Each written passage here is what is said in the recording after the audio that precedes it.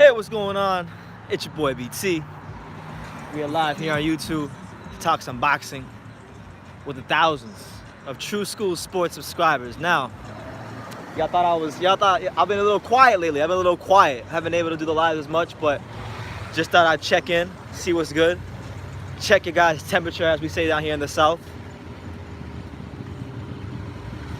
Walking to my post right now. But yeah, when y'all get in here, y'all drop your comments down below. Let me cross the street before I get hit. Let me cross the street. What's poppin' though? We got an interesting week of boxing ahead. We got Spence Porter pay-per-view. Should be fun.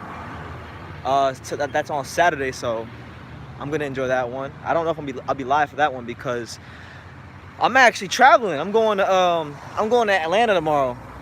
I'm traveling to Atlanta tomorrow with my main man, Stacey McKinley. Me and Stacey McKinley be traveling to Atlanta.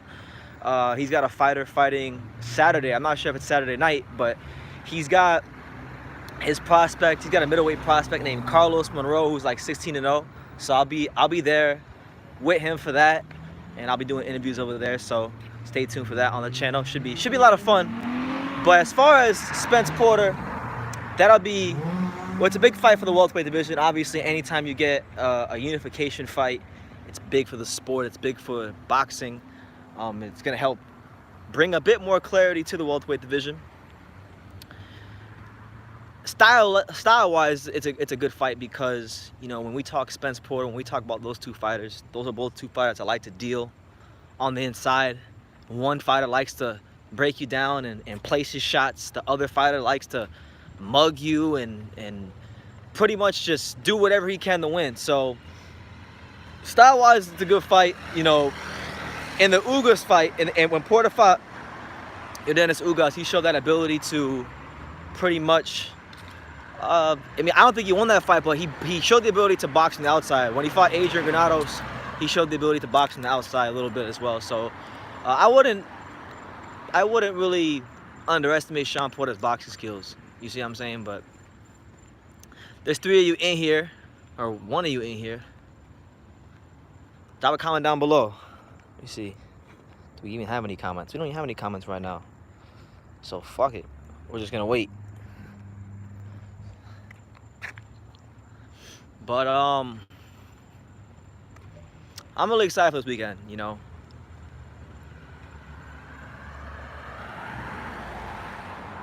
I'm just walking right now, so I'm trying to go to a decently lit area so I don't gotta be dark.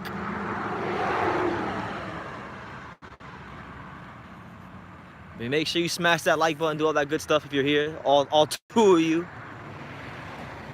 I really gotta get into a habit of planning these damn lives. Would do my channel a lot of good if we just started planning these lives.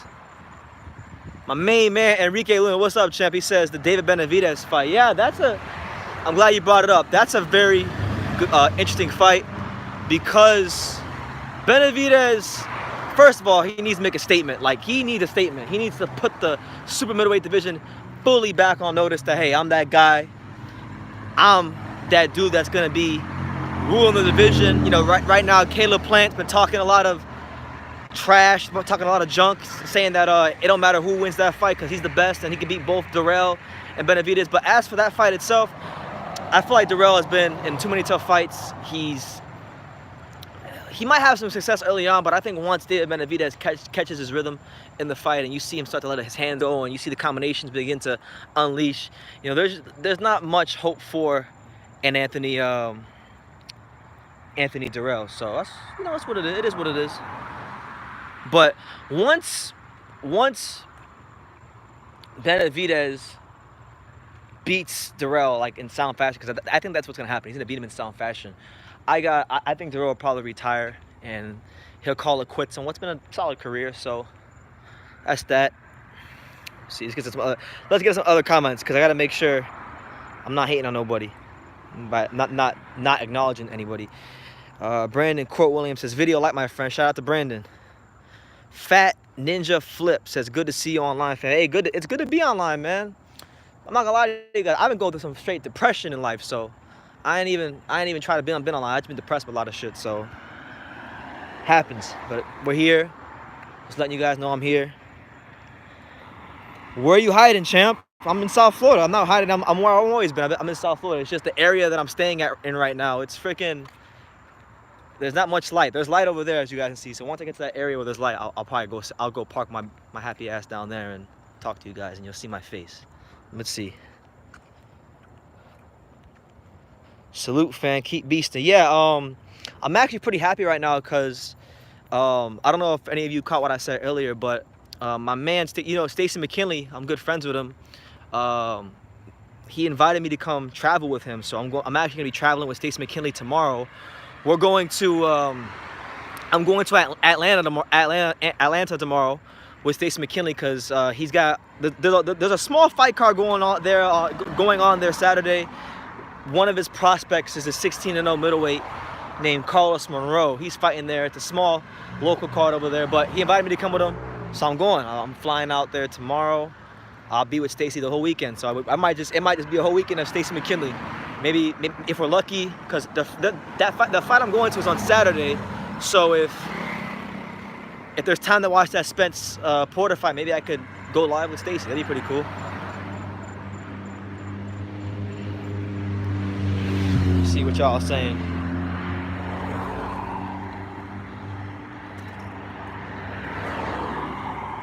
Keep beasting, salute fam. Hey, shout out to you guys. I'm gonna do what I can. I'm gonna keep beasting for you guys. My man Jasper, I'm gonna call you soon, Jasper. I saw your comment, so I'm gonna have to call you soon. Really soon actually, because the England trip is right around the corner, so I gotta really buckle down and get everything ready for that. If Porter beats Spence, is this the biggest upset in boxing history? No. Hell no. I think there's been plenty of other bigger upsets, but I don't really think it's even that big of an upset, to be honest with you. Like, Errol Spence is a fantastic fighter. Like, don't get me wrong, but he's not unbeatable. He's there to be hit. He's there to, you can find Errol Spence in the ring. So my thing with Shawn Porter is it's not a matter of can he land punches on him. Is can he land punches on him and actually break Errol Spence down? That's the question.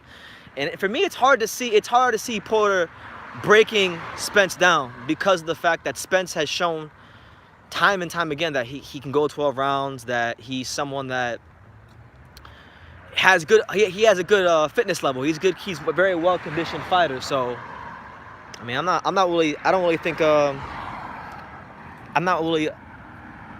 I'm going with a Spence decision. I don't think he's gonna stop Porter, but then I also don't think Porter's gonna break him down either. So it should really be a good fight. The fight I'm really waiting for though is that Kovalev-Canelo fight. That's the fight I really want to see. That's probably the fight I'm most excited about on the calendar for the rest of the year, because of the fact that first of all, for those of you who don't watch True School Sports, if you're not informed, I love Sergey Kovalev. He's probably one of my favorite fighters in boxing, and I don't like how people just continuously ride him off. They write Kovalev off, and I feel like people, because they write him off, they're missing the bigger picture. Like, Kovalev right now, I'm talking about from a mental standpoint. He's probably the best fighter he's ever been from a mental standpoint, because he's listening to Buddy McGirt. Buddy McGirt really has a hold of his ear, and I feel like, you know what, he's got a great chance of beating Canelo. UK waiting for that TSS takeover, champ. Yeah, man, that's what I'm waiting for too. That's what I'm waiting for too. Everybody keeps saying that when I go to the UK, I'll never want to come back to America. So who knows, man? Who knows? It's going to be a culture shock to me, because everything in the UK is just different. Everything is different. Y'all drive on the opposite side of the road. Y'all talk differently. I'm looking forward to it, to be honest with you. The land of the unknown. They are both good fighters. Errol won't be broken. He spars with body shots with fat dudes. Haha, I love it. That is true. I remember when he was in the street and he was just giving that dude the business. First KSI versus Logan Paul. Next TSS versus Boxing Ego. Not easy work, champ. You need to get me like a Radio Raheem, because Radio Raheem actually has real boxing skills. I need like Radio Raheem. Or I might get a tune-up. I might get a tune-up and fight Ellie Secback. We might have to do that. That might have to be the route. That might be how we have to go. What else? But let me see. I mean, yeah, Spence Porter will be good. Personally, I think Manny Pacquiao's beating both of them straight up. I think Manny Pacquiao would beat Errol Spence, and I think Manny Pacquiao would beat Shawn Porter. Ironically, everybody's saying that, I mean, not ironically, but Porter is the underdog of this fight. Like, people are picking, the lion's share of people, most people are picking Shawn Porter to beat, or Errol Spence to beat Shawn Porter. But I personally believe that Shawn Porter is actually a better matchup for Manny Pacquiao than Errol Spence. Because Errol Spence is, first of all, he's not hard to find in the ring. He's there to be hit. He's there to, I mean, we're not going to confuse Errol Spence with Pernell Whitaker. The guy can be hit. Aside from that, I feel like Pacquiao's he's a harder puncher than Spence. His speed is better than Spence. The only thing I think Spence really has about Pacquiao is size and youth. That's it. Size and youth. And I mean, size is something that can be exploited. We've seen that many times in boxing history with guys like Pacquiao, with guys like, Mike Tyson, those special fighters. Youth versus experience, we don't know. Pacquiao's at that point in his career where any fight he could fall off a cliff. So, but I think Porter would actually be the better matchup for Pacquiao because moving side to side, fighting in close quarters, he has some attributes that could give Pacquiao problems, and he has familiarity with Pacquiao. And I've always said, like, when it comes to Manny Pacquiao, the only way you're going to beat Manny Pacquiao is one of two ways. You're either going to absolutely overwhelm him with your work rate, or you have to be a great counter puncher. If you're a fighter and you don't have great counter punching or an exceptional work rate, you're not beating Manny Pacquiao. Straight up, you're not. And Errol Spence, he has a very good work rate, but I don't think he has the kind of work rate that would beat Manny Pacquiao. But we'll see. We'll see.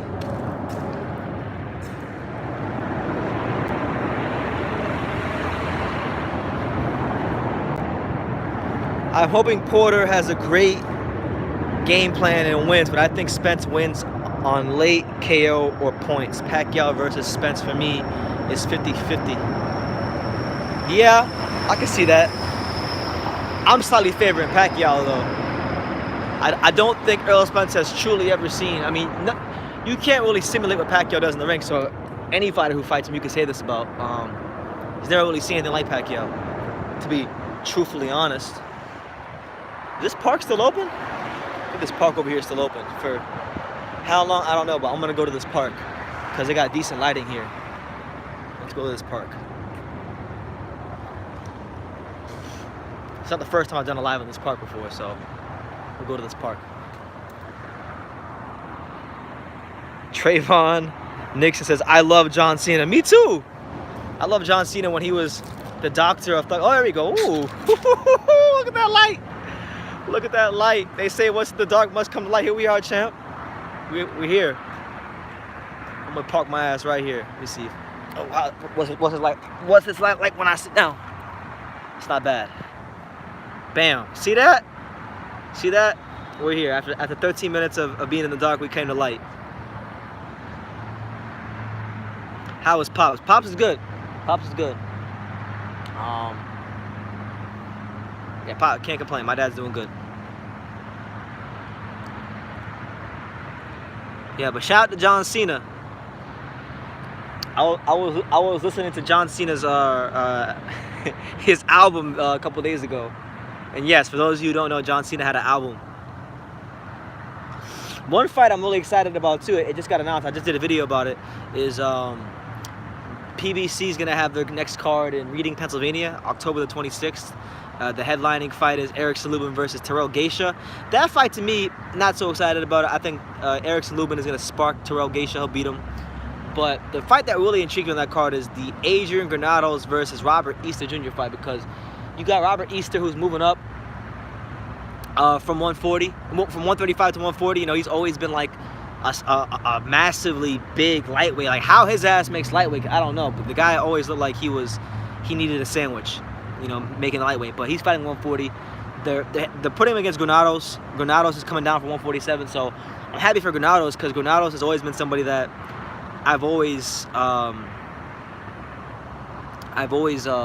he was a good fighter at 140, and maybe even world championship material. But these days I'm not sure, because he's been in so many, you know, he's been pretty much beat up at 147 over the last 2-3 years, and now he has to come back. And he's even said himself in talking to him, to me, that, you know, that's going to be a challenge for him, going back up to going back down to 140. So we'll see how it works out. But I think if he can make 140, he beats Robert Easter and he folds him up, because Robert Easter has these long old arms and he doesn't know how to box on the inside. Like we saw when he fought Denis Shafikov at 135, he had like a 7 or 8 inch reach advantage, didn't know how to use it.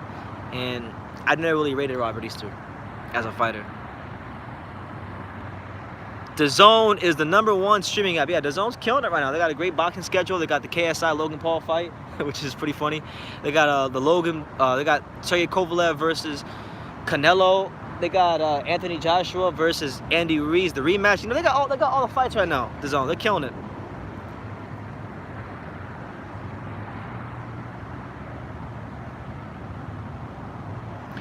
Eddie Hearn said he may have to change the venue for AJ Ruiz due to safety. He said that? When did he say that? Did he say that at like one of the new IFL interviews that I haven't had a chance to watch? Because I know he's been doing some interviews. He's always doing interviews with IFL, but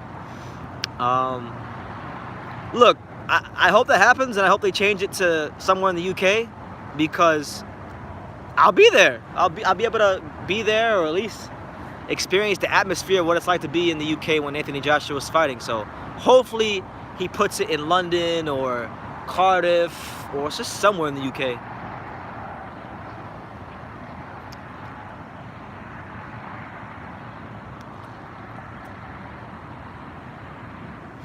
Yeah, should be good though. But what's everybody been up to? What's everybody been up to?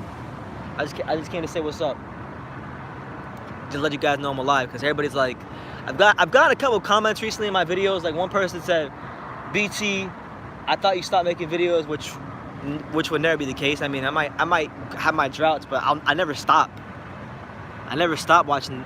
I never stop making videos, because I always follow boxing. So even when you don't hear from me on here, I'm still pretty much in the know most of the time what's going on. This man said he's watching The Sopranos. I remember when The Sopranos, when it ended, everybody was mad. Everybody was pissed off about the ending of that show. But yeah, I'm gonna try. I'm not sure how this will work, but I'm gonna try my best to go live with Stacey McKinley, because I'm gonna be with Stacey McKinley Friday, Saturday, and Sunday. So it'd be in my best interest to go live with the man.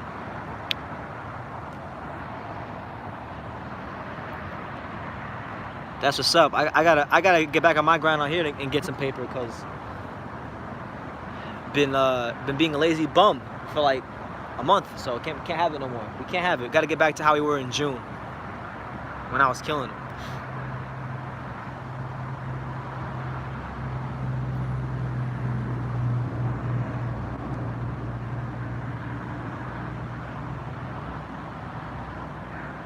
To be honest with you, I really want this UK trip to just hurry up and get here. I've been thinking about this damn UK trip so long.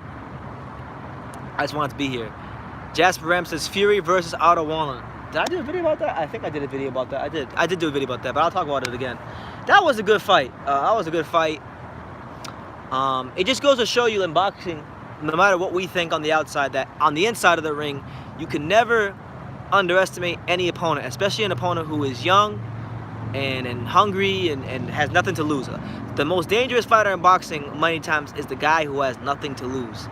And with Otto Wallen, you know, he was able to open up that cut on Fury. It was a legitimate cut.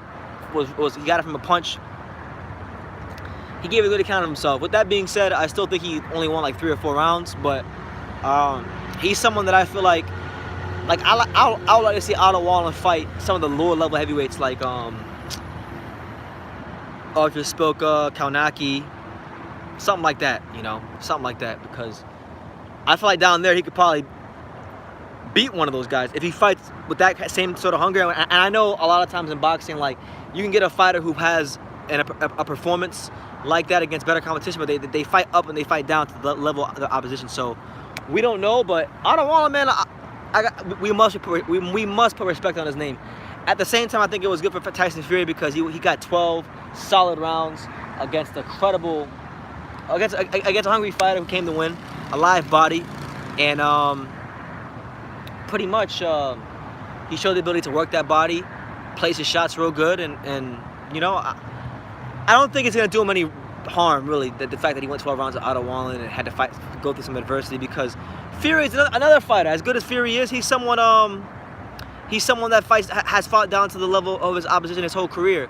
Like with him, he had those fights with John McDermott back when he was a prospect. He had to have 2 fights with John McDermott because he couldn't get it done right the first time. So that's what it is. All right, let's see what else we got here. Johnny Martinez. Hey, shout out to Johnny. Hope all is well, man. Big shouts out to your boy JD. I know he's fighting. I believe he's fighting again, right? He's fighting, I think, on the 26th. Is he still fighting on the 26th of that card in Miami? I think he should be. I haven't heard any different. But shout out to you, Johnny. He says Spence won't beat Pac, and I think Porter wins by decision. Spence is a good fighter, but who has really beat Garcia, Kell? Who else really? Kell was the best he beat. Now Spence versus Thurman. Great video. Say hello to Dad. I will definitely say hello to my dad for you.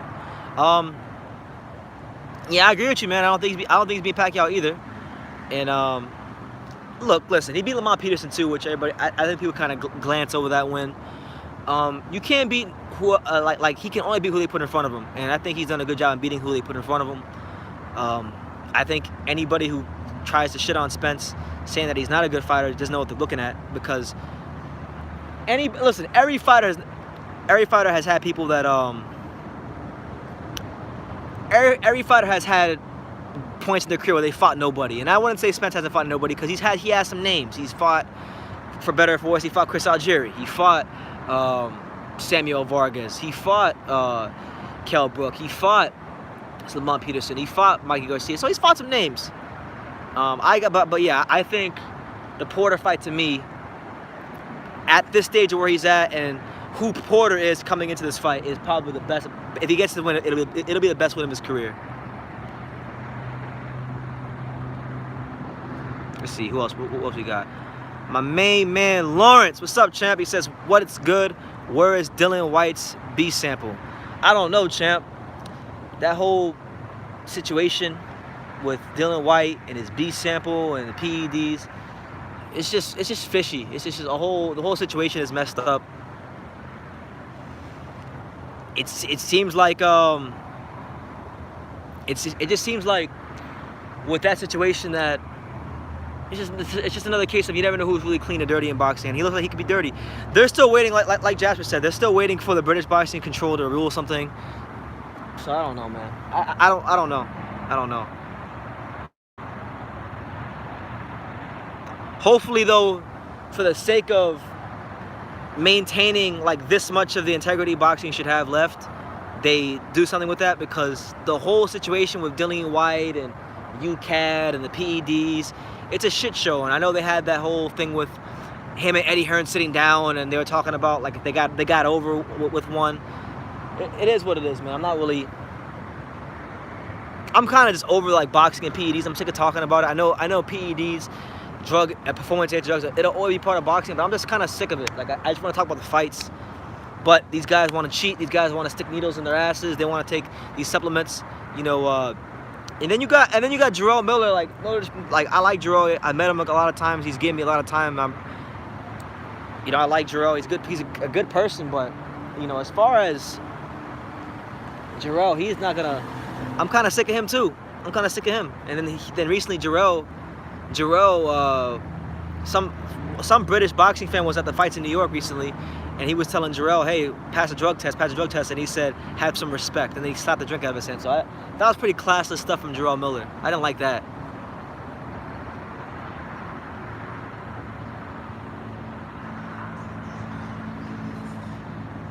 But yeah, Dillian White, UCAD, all that stuff. It's a bunch of bullshit, honestly.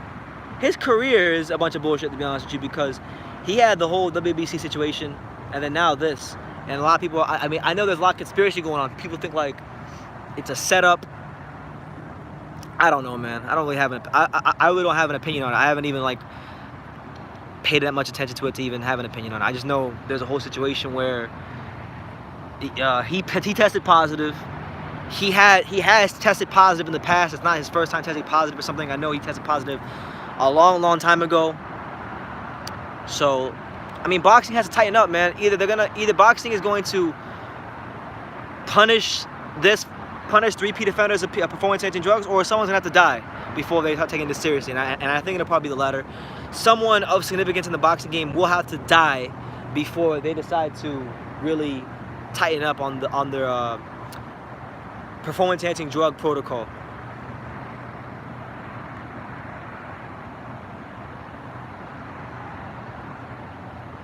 Okay, that's good. That's good, Johnny. So good to see that JD be back in the ring.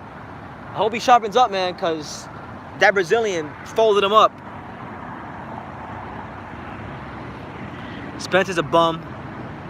Sam Egerton, you punk. American fighters have no balls. Spence has a built-up record. True school sports listener. Look, he's not a bum, first of all. He was a U.S. Olympian. So anybody who represents anybody, I don't give a damn how shit they are in the pros. Anybody who's good enough to make it on Team USA could fight a little bit, at least. Even though I know Team USA hasn't medaled in quite some time, but when you talk America, like, America is one of the most talent-rich countries in all of boxing. Like, and I know you're trolling. But I'm still gonna make my point. So you wanted to troll, I'm making my point. You look at like some of the prospects that coming from America right now. Like you got Teofimo, Virgil Ortiz, you got Devin Haney, you got Otha Jones III, who I know is fighting soon. So yeah.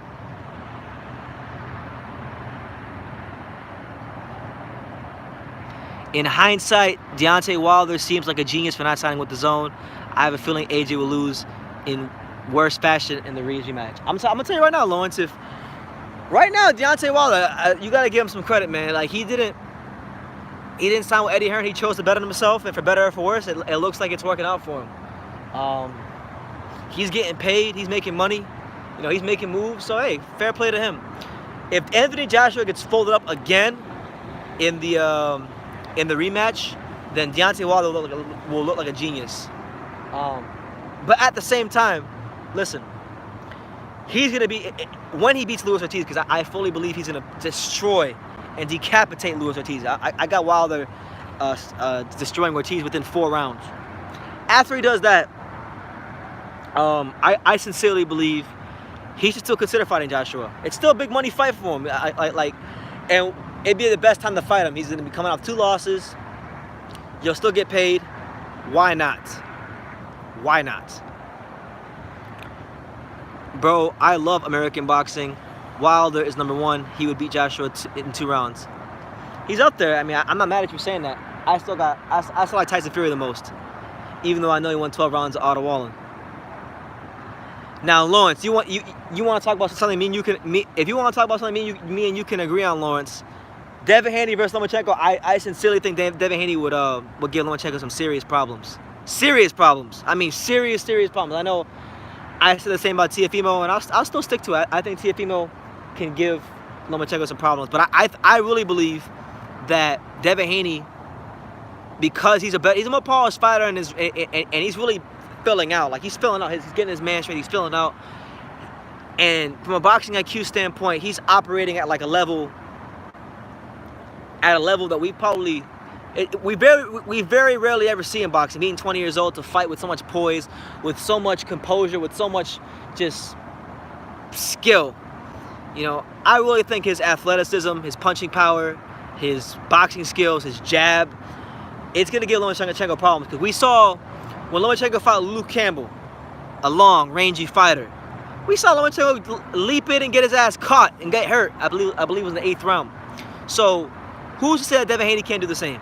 You know, I want to see that fight. I don't think Lomachenko should leave 135 before he fights Devin Haney or even Teofimo. But I would like to see him fight Devin Haney, even though I know it's not gonna happen.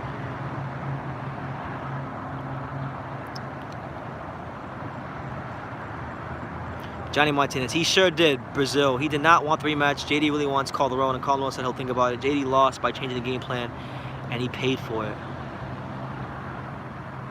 The Brazilian didn't want the rematch? Okay, so then he has to move on. Yeah, I saw, because I follow JD Martinez on Instagram, I saw he called out Errol Calderon.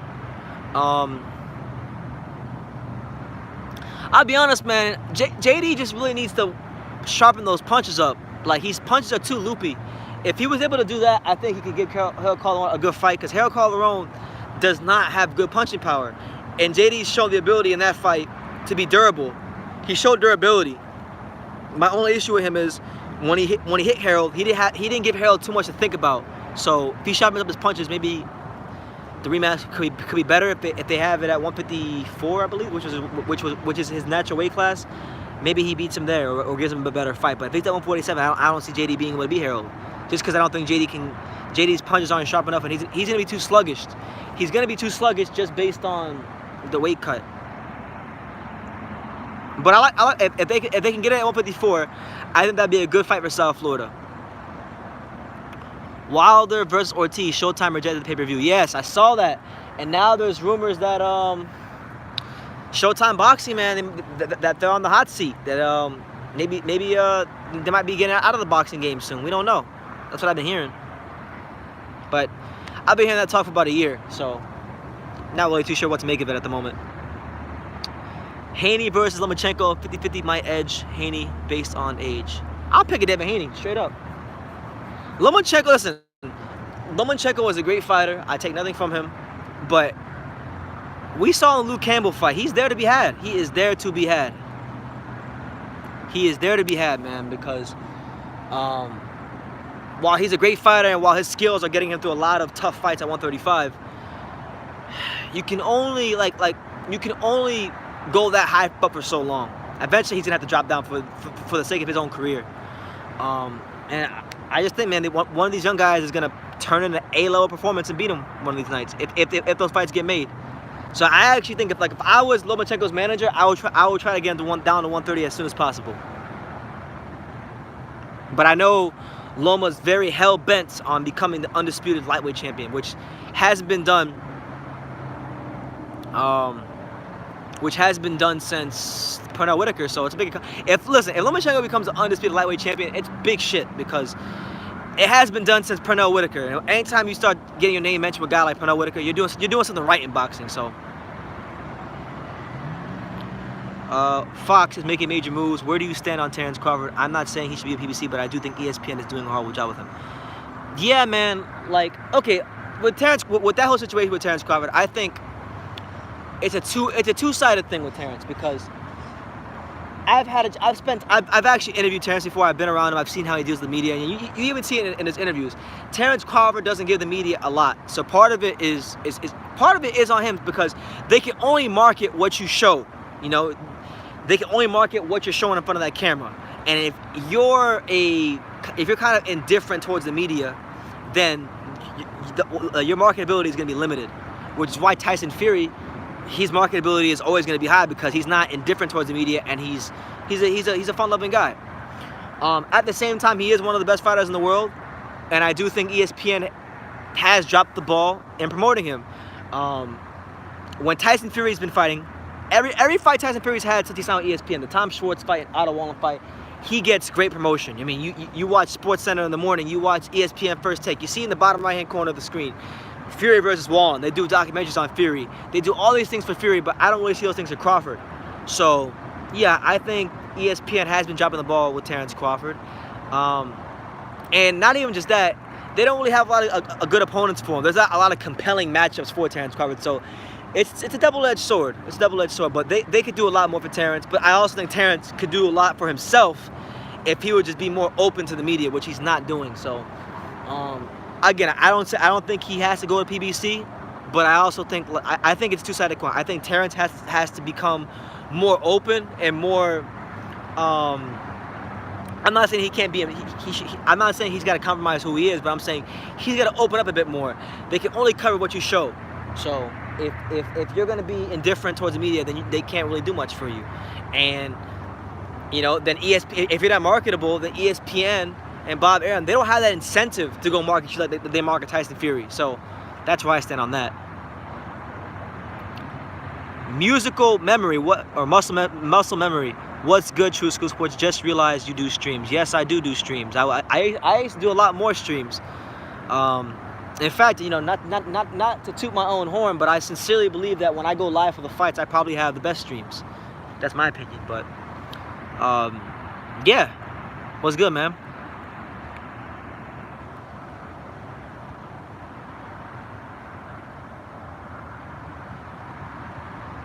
Honestly, look, if we're going by just straight resumes at the moment, Manny Pacquiao's still the #1 welterweight. Yeah, like Manny Pacquiao is the best welterweight right now, even just based on recent history. Yeah, I remember muscle memory. We were over there on Thunderdome Boxing Talk last week. We were chopping it up, having a blast. Yeah, he's been killing it with the streams, man. Big shout out to Thunderdome Boxing Talk, man. My man Anthony. That's my favorite, probably my favorite YouTube channel. He's actually probably the reason I started making YouTube videos in the first place. I love his channel. I'm glad he's back. I think it's good for the YTBC to have Thunderdome back, and it was an honor to be on his stream the other night. I gotta start getting guests on my streams soon. But yeah, it was great talking to you, muscle memory. You had a lot of good insights. My main man, Daniel Vasquez, he says, do you think Shawn Porter can upset Spence this Saturday? Absolutely. You can never say never in boxing. I think Shawn Porter, well, listen, I've had a chance to watch Shawn Porter train in person. And back in 2017, I actually went to his gym, which is a private gym. You can't just get in there. But they were nice to me. They let me come in and watch him train. He trains like an animal, Shawn Porter. I mean, I see why, despite the fact that he's not the most skilled welterweight in the world, I see why he's gotten so far in his career.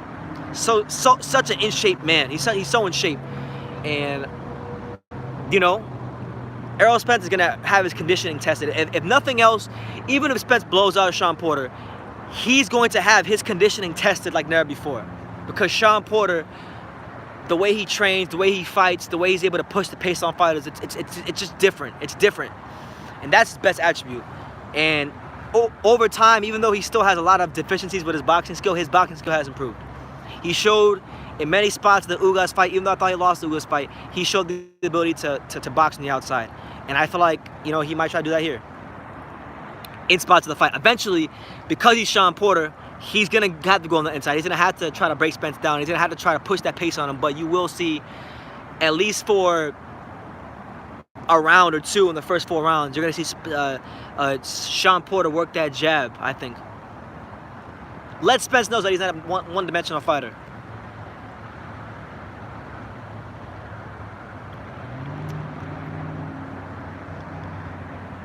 Errol Spence is jumping from star to superstar, especially if he KOs Porter.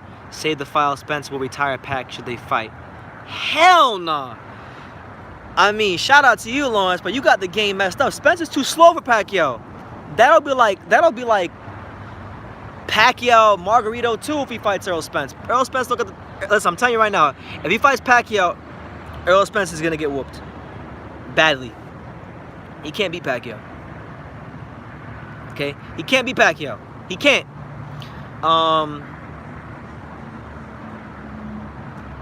He's good at cutting the ring off, but Errol Spence is not a one-punch knockout artist, nor is he a great counterpuncher. So with that being said, he's gonna have to be somebody that breaks Pacquiao down, okay?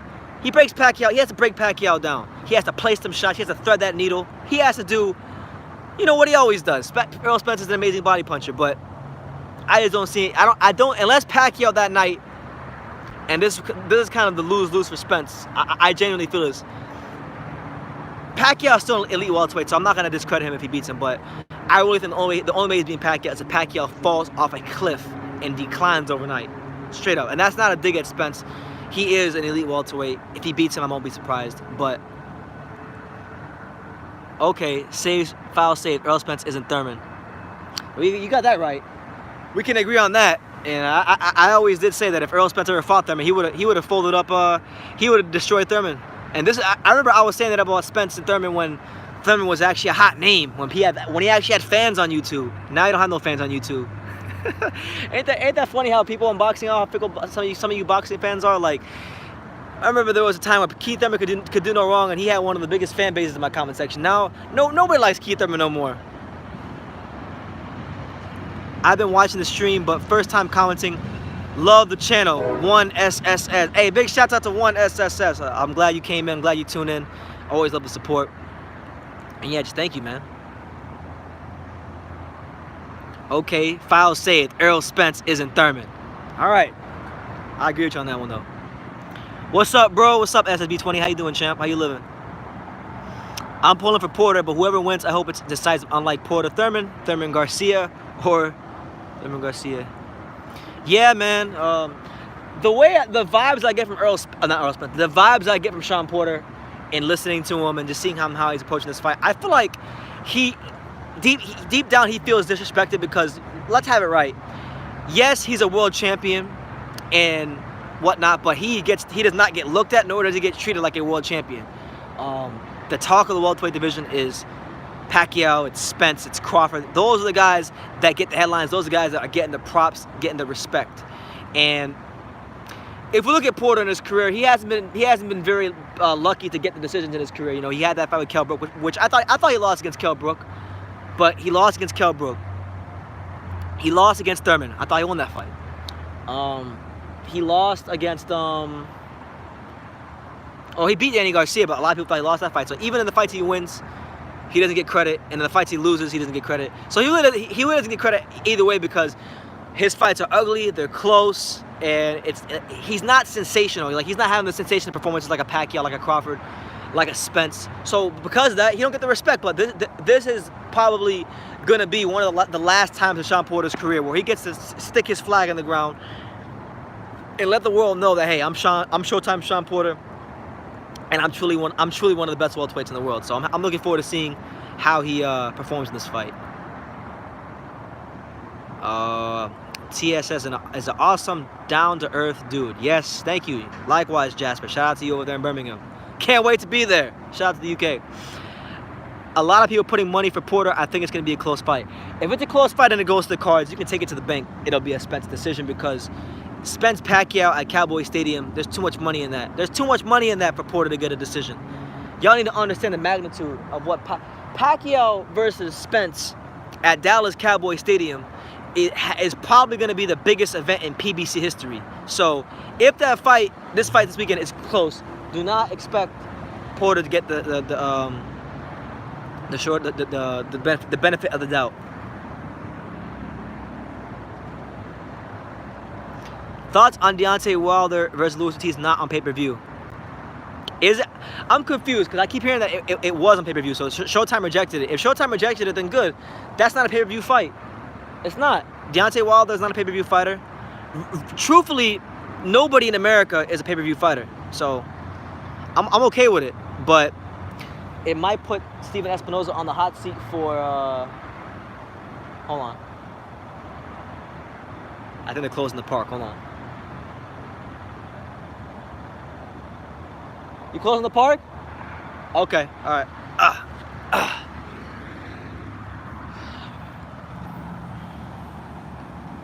Someone asked, where you at right now? LA? No, I'm not in LA. I'm still in South Florida. I'm still in South Florida.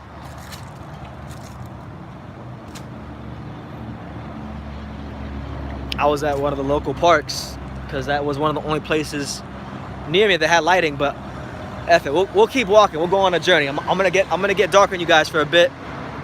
Give me a second and cross the street. All right, let's see. I missed a couple comments, so let me go back up to these comments. Spence knocks Pacquiao out just like Marquez did. Absolutely not. Spence does not have the punching power or the counter-punching ability to knock him out like a Marquez, but I respect your opinion. By the way, Vasil, you ducked Manny Pacquiao. We're not going to get into that. I don't want to get my blood pressure up, but Vasil, you ducked Manny Pacquiao. How would Crawford versus Spence go? That would go with Terrence Crawford boxing his ears off. Boxing him, outboxing him, getting a decision, I think. How far are you from Miami? I am 45 minutes north of Miami. Miami's not that far from me. But I don't go to Miami frequently. When I go to Miami, it's usually a special occasion. Where did this rumor arise from? What, that you ducked Manny Pacquiao? I mean, I really don't want to get into it because, I mean, I've done videos on it, and like right now I'm calm, and I don't want to start talking trash about Vasily Lomachenko. But all I will say is this: just go on my channel and type in oh, Spence doesn't have punching power. No, he has punching power, but he doesn't. He doesn't have one punching power, knockout power. For the most part, if you look at his career, who are the guys that And no, that's not just based off the Mikey Garcia fight. That's based on a lot of fights. If you look at how he beat Chris Algieri, he didn't beat Chris Algieri with one punch. He broke him down. He breaks fighters down. He doesn't knock him out with one punch. He never has. Not against top fighters. I mean, he didn't knock out Kell Brook with one punch. He broke Kell Brook down. Same thing. That's the way he's been his entire career. Okay, yeah, but Bundu, yes, Bundu, he beat the hell out of Bundu. That was one of the cases where he did, but I'm talking about elite fighters. And I know it's a lot harder to do it against elite fighters, but I mean that's what you're going with, Bundu. Hell, even when he fought Phil LaGreco, like I know, but when he fought Phil LaGreco, they got LaGreco on like 2 or 3 days notice. And if you look at how he stopped LaGreco or Chris Van Heerden, he didn't stop them with one shot. He stopped them with a bunch of body shots. Straight up. And mind you, I don't have anything against Errol Spence. I'm an Errol Spence fan. I love Errol Spence. Errol Spence is probably one of my favorite fighters in all of America. I have two, like literally, I have 2 Errol Spence T-shirts. Like Errol Spence is one of my favorite fighters. I mean, I got an intro on my channel saying, "Hi, this is Errol Spence, and you're watching True School Sports." I don't do that with fighters I don't like. I don't ask fighters who I don't like. I don't tell them to do drops for True School Sports and say, "Hey, hi, this is so and so, and you're watching True School Sports." For me to get a drop from you on my channel, I have to really like you. So,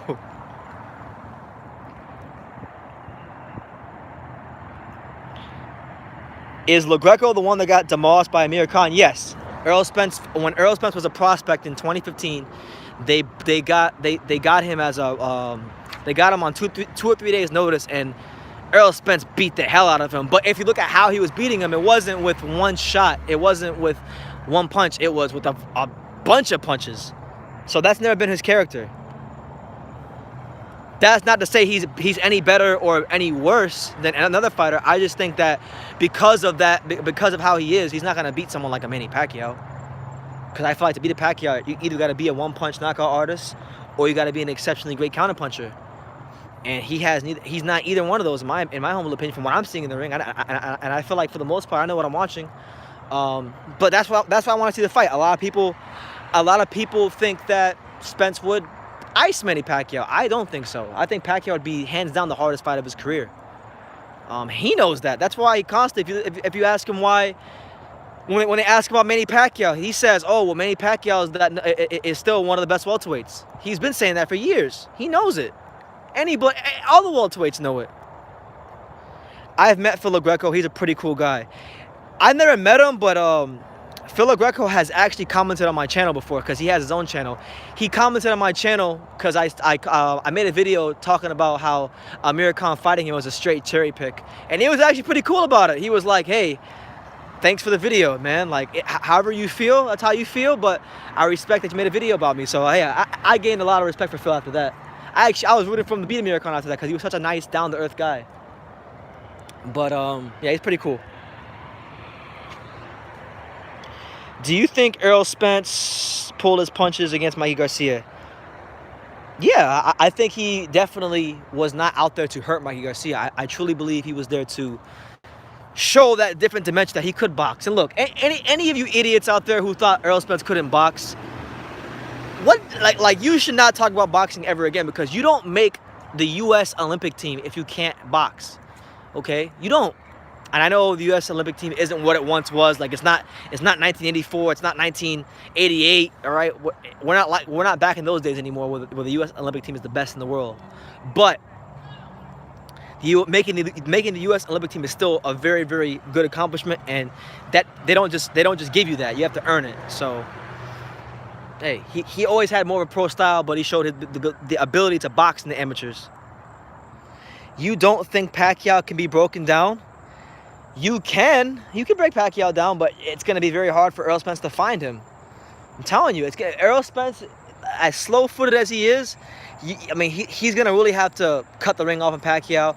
He's gonna have to really put some serious, intelligent pressure on him, because I just don't see it, man. If he can break down Pacquiao, put that man in the Hall of Fame. If he can break down Manny Pacquiao, put him in the Hall of Fame that night. Put him in the Hall of Fame. That's how highly I rate Pacquiao even right now. Pacquiao is still, listen, as far as I'm concerned, based on what they've done at welterweight, and I'm not talking about Manny Pacquiao's legacy. I'm not talking about who he beat 10 years ago. I'm talking about right now, the performances they're turning in.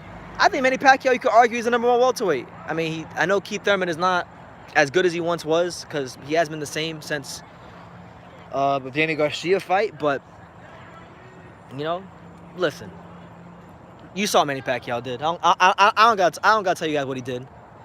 The only way Errol Spence is gonna beat Manny Pacquiao is he's gonna have to do what Keith Thurman in like rounds 5 through like 8 or 9, the middle parts of their fight. He gave the blueprint on how to beat Manny Pacquiao this day and age. You know, for the other PBC fighters, you got to slow the pace against Manny Pacquiao, and then you need to know how to place your punches, and establish that jab and establish your height and reach.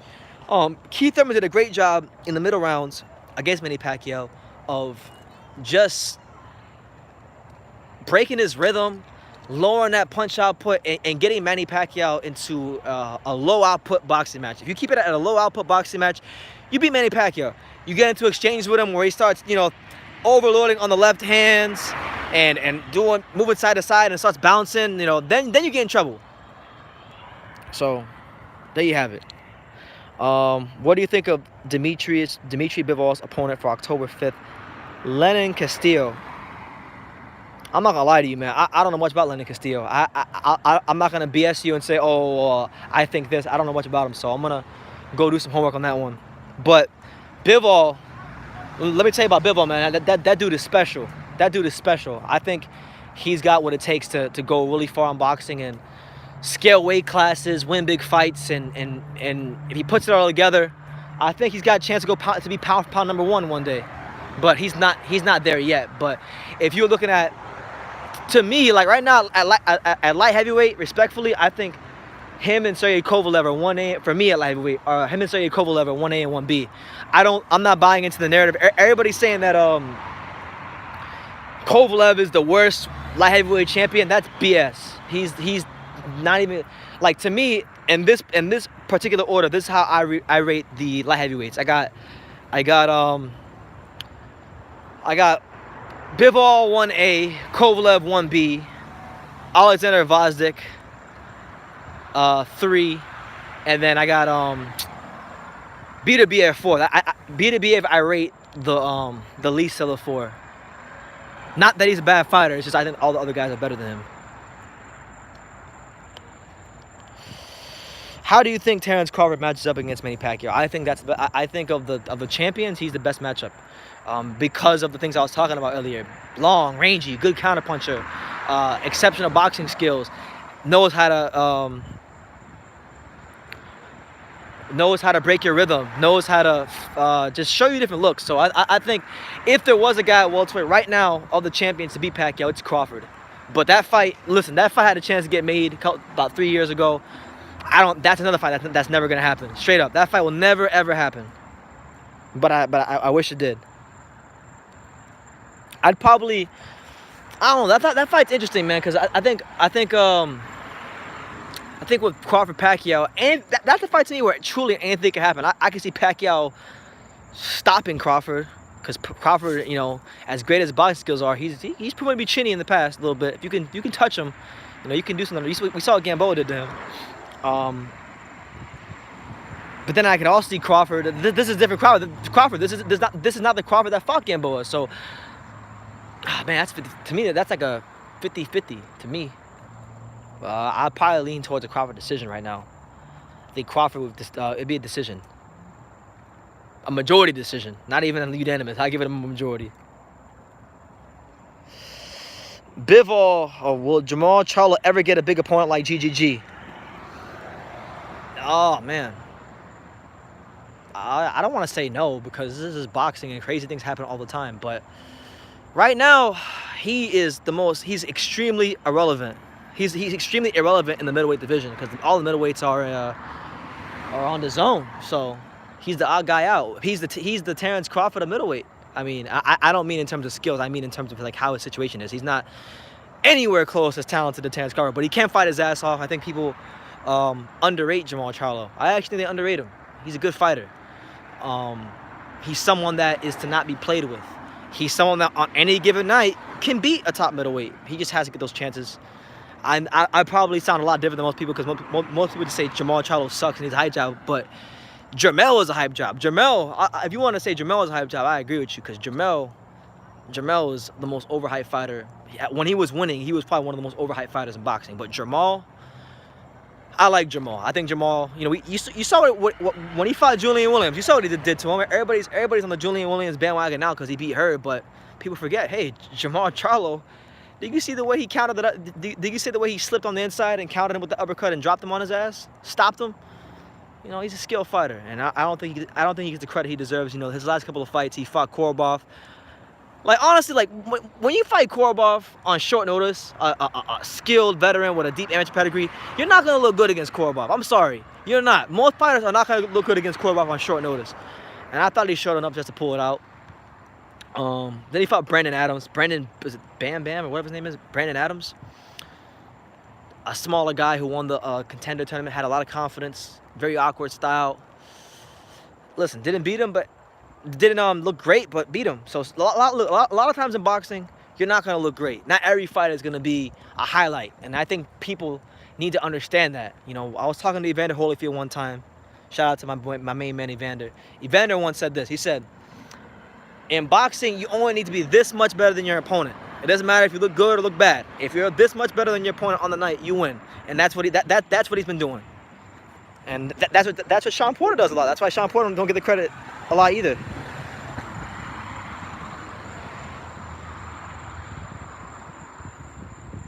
Bivol is the ultimate high risk, low reward. At this present moment, yes, you ain't gonna see Canelo trying to fight Dimitri Bivol. And you know, I remember, you know, rest in peace to Pernell Whitaker. I remember clearly before Pernell, about, I'm gonna say somewhere between 7 to 9 months before Pernell Whitaker died tragically, get hit by a car. He co-signed Dimitri Bivol. I remember Pernell said this guy has everything it takes to go to the top. So when you get a co-sign like that from the great Pernell Whitaker, you know, you gotta have something to you. What do you think of Joe Joyce versus Marco Huck? I didn't know Marco Huck was fighting Joe Joyce. So you put me on.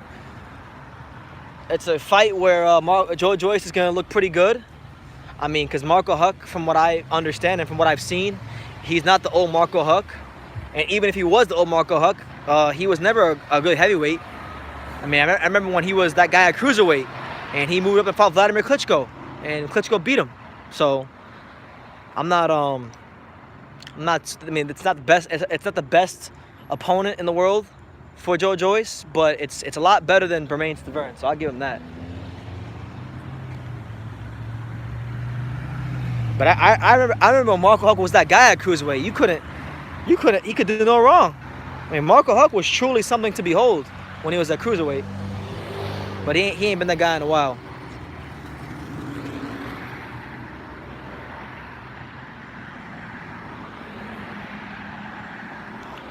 Both Charlos suck. Gift decisions to glory. Oh, so you probably think Korobov beat him, which, you know, I ain't mad at it. It was a close fight. Could have won either way. I thought Charlo just barely did enough to beat him. But like I said, any middleweight, I don't give a damn if it was Triple G himself.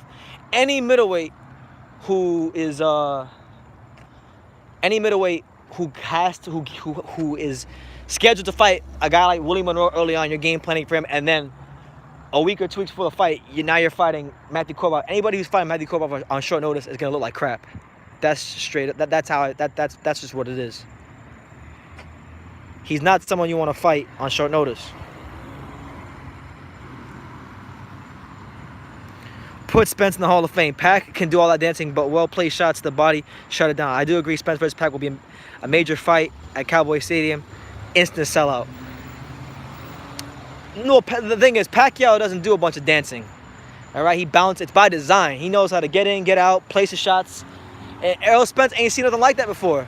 And I don't know if you've been paying attention, Lawrence, but Pacquiao, he's been getting for like his last 4 to 5 fights, he's been learning how to place that left hand right in the solar plexus, that liver shot.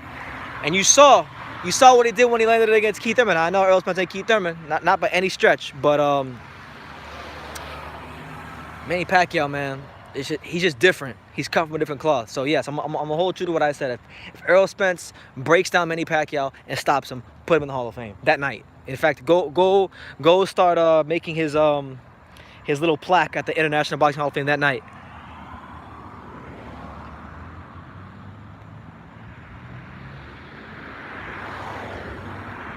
Ward isn't missing boxing. Hold on, there was a comment I saw earlier about Ward. I wanted to adjust that. Somebody said something about Ward. Oh yeah, 1SSS. Why isn't Ward on your list if he beat Kovalev? Okay, well, see, there are certain things I hate to talk about because I don't want to get mad. I'm trying not to get mad, because when I get mad, I say disrespectful things, and I don't want to say disrespectful things. I want to be at peace. But Ward and Kovalev was, both fights, not just the first fight, both fights were extremely controversial. The first fight, I don't give a damn what you tell me. The first fight, Andre Ward got an absolute gift. An absolute gift. I mean, ho, ho, ho, Merry Christmas. Go to Radio Shack. Go to Toys R Us. He got a gift. Like, there's no way in hell you could tell me Andre Ward beat Kovalev or that it was a draw. Nothing. I mean, Kovalev won the first 4 rounds easy with the knockdown. So that's 5 points. He's up 5 points off rip. So you mean to tell me from round 5 to 12, Kovalev didn't win 2 rounds? Absolutely not. He beat Ward, got robbed in that fight. If Ward was active right now, it'd be interesting. It would be interesting to see where he'd be at, because the light heavyweight division is very, very good. And to be fair to him, he got out at just the right time, because when he beat Kovalev in that second fight with that controversial stoppage, all the killers are coming up. You had Vozick on the rise. You had Bivol on the rise. I mean, damn, he got out of the division so quickly that not only did he not fight Dimitri Bivol, he started interviewing him for HBO. You guys remember that? He started interviewing Dimitri Bivol for HBO for his commentating job back when he was at HBO. So, look, I don't want to talk about Ward, because Ward is truly my, like, if you said BT, who was your least favorite fighter in the history of boxing, I would say Andre Ward. No doubt about it. Take it to the bank. Andre Ward is my least favorite fighter ever. But as a commentator, I think he's amazing. I think the insights he gives on the boxing are amazing. The way you describe Pacquiao, are you forgetting how Floyd schooled him for 12 rounds? Schooled him? That fight was close. That fight could have won either way. He didn't school Pacquiao for 12 rounds. Did he lower Pacquiao's punch output? Absolutely. But did he school Pacquiao? No. That I would say that was probably the worst. And I'm not even talking about just Floyd. I'm talking about Pacquiao as well. That was the worst they both looked on that night. Like, straight up, that was the worst they both looked. That fight could have went either way. A lot of shots Floyd landed they were landing on the gloves. That fight could have went either way to me. I don't really see how either fighter either way got schooled. I think it could have been a draw. It could have been 7-5 Floyd. It could have been 7-5 Pacquiao, but it was not in no way a schooling. If anything, what I took from that fight was Pacquiao actually showed to me his boxing IQ in that fight. Because if you look at the way, Floyd did a great job in that fight of keeping him at bay, not letting him get off his shots, tying him up whenever Pacquiao got close, making him reset when he didn't want to reset. Floyd did those things really good, but when Pacquiao got his shit off, he was getting some good body shots in there. It is what it is, man. I thought Pacquiao landed the more effective punches. Floyd landed 148 to 81. You're using combi box numbers, and we all know combi box numbers can be extremely flawed. And in Floyd fights, they tend to be extremely flawed. So I'm not gonna go by that. I'm gonna go by what I saw. I'm gonna go by using the 3 criterias of boxing to score each round, which are as follows: ring generalship, effective aggression, and defense. I just sound biased towards Pacquiao. I mean, I ain't mad at it. I think everybody has a bias, so I'm not gonna hold it against you. I just think it could have went either way. Good thing Usyk KO'd BOWE, or else we might have seen Ward try and steal Usyk's belts from BOWE. Ward was a low-key, dirty fighter and gets a pass from the blacks. Well, sounds kind of racist when you say it like that, but he got a pass from a lot of boxing fans. A lot of boxing fans, not just black boxing fans, you know? A lot of boxing fans gave Andre Ward a pass. I mean, I know plenty of people, and I saw this trend with a lot of amateur fighters. If you box as an amateur anywhere from the year of 2000 to like 2004, if you were anywhere close to Andre Ward's Olympic class, they gave Andre Ward special treatment. A lot of commentators gave special treatment. His career is full of special treatment, which is probably the #1 reason why I don't like him. Because when he was fighting, he whined about how he never got special treatment, when he got probably more special treatment than any American fighter in boxing. I mean, for Christ's sakes, he was the only fighter in the Super 6 that didn't have to leave his country. Even when he was commentating the Anthony Yarde Kovalev fight, he even said himself, he's like, Anthony Yarde came to Russia and went to somebody else's hometown, which is something I never had to do. Like, he even admitted it. So, I mean, I'm not really big on Andre Ward. Ward did beat Carl Froch. You need to rewatch that fight. Nah, I don't want to rewatch that fight. That fight is boring as hell. I've watched that fight like 10 times. I'm not watching Floyd Pacquiao for a long, long time. I watched it a million times. I've scored it around the same neighborhood every time I've watched it. I've either, like 3 times I've watched it, I've scored it a draw. Another 4 times I've watched it, I've scored it for Pacquiao. It's really a boring fight to watch. The reason I bring up Ward was because he went on Joe Rogan saying Kovalev was making excuses. About what? About when they fought? I mean, when they fought, I went to the second fight. I was there in person when they fought the second fight. So I was on the build-up. I saw the weigh-in. I was there in the flesh at the Mandalay Bay. That was the week where I remember I didn't have a press pass to the fight, but like if you go to the Mandalay Bay, they had this area where the fighters had to walk through to get to the media room. So you can stand there even if you don't have the media pass, and you can go get interviews. Like I interviewed Don Turner. I interviewed John David Jackson, Derek James. I got some good interviews that weekend. And I remember I ran into Virgil Hunter, and Virgil Hunter didn't want no smoke. I mean, there's a video on it. He was talking about. I made a video about it. Virgil Hunter ducked the True School Sports for an interview. You can go watch it. But I mean, Kovalev excuses. I don't know. Oh, when he fought Ward. Yeah, I mean, yeah, he did make some excuses. Like, he talked about overtraining and all this stuff. Okay. But I sincerely believe ever since Kovalev became hooked up with Buddy McGirt, mentally he's become a different fighter. He's not the same fighter mentally when he fought Ward. And that happens in boxing. Sometimes when a fighter gets with a trainer who really gets a hold of him, he becomes a different fighter mentally. Like, an example of that would be when Lennox Lewis...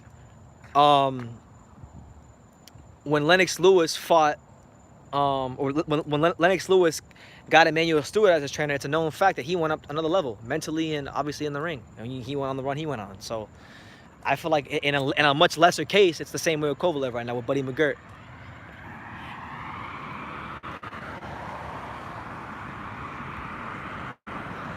Why are we holding Kovalev in such high regards as a fighter? Are you really asking that question? You really asking that question? The guy was a pound for pound fighter for like I don't know how many years, 3, 4, 5 years. He's been in 17 world title fights.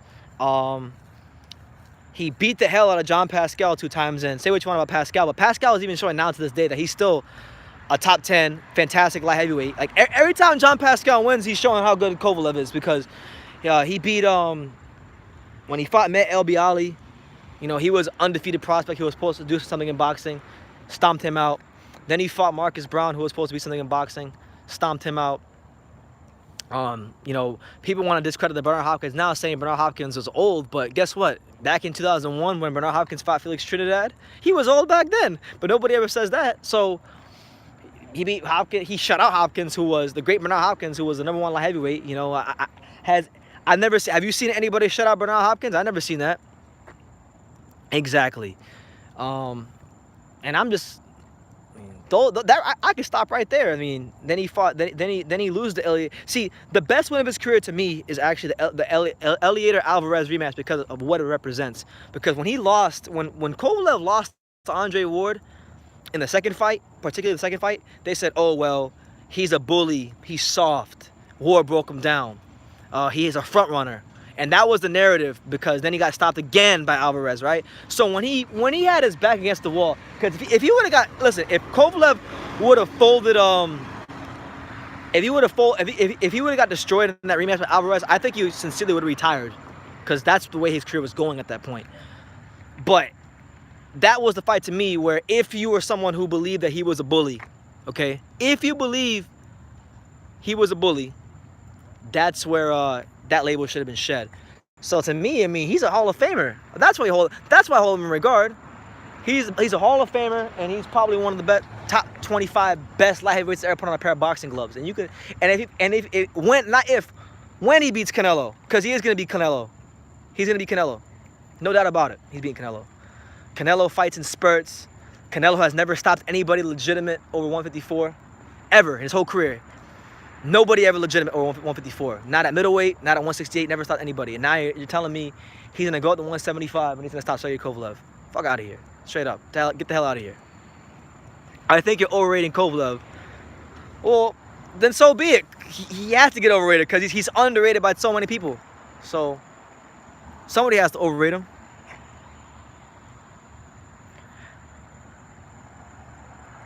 How do you get the ring title? I thought it was when you unify all the belts. Usually that is how you go about it. Can Kovalev upset Canelo? Yes, of course. 1000% you can upset Canelo. That fight to me is intriguing because Canelo, obviously, we're not gonna just crap all over Canelo. He's a great fighter. He's a fantastic talent. He's gotten better with time. He's shown growth. He's shown who he is as a fighter over the last couple of years. But this is Sergey Kovalev, guys. Like, this is the crusher. And look, say what you want. Like, whether you think Kovalev lost or won the first Ward fight, like, if you're one of those people that regard Andre Ward as such a highly touted fighter, then you got to regard Kovalev as a highly touted fighter, because he was boxing Ward's ears off at least for the first half of the fight. I think we can all agree on that. He won the majority of the rounds when he first fought Andre Ward. So if you think Andre Ward is a great fighter, which I know a lot of people do, they rate him highly. They say he's the best American fighter of the last how many years? Then you got rate Kovalev highly as a fighter, straight up. He was on the power of pound list. Like, come on, guys. But I do think if Kovalev doesn't stop him, he'll probably get robbed. Why does Santa Cruz keep ducking? Honestly, half the time I forget Santa Cruz is even boxing. I honestly forget half the time that Leo Santa Cruz is even boxing anymore.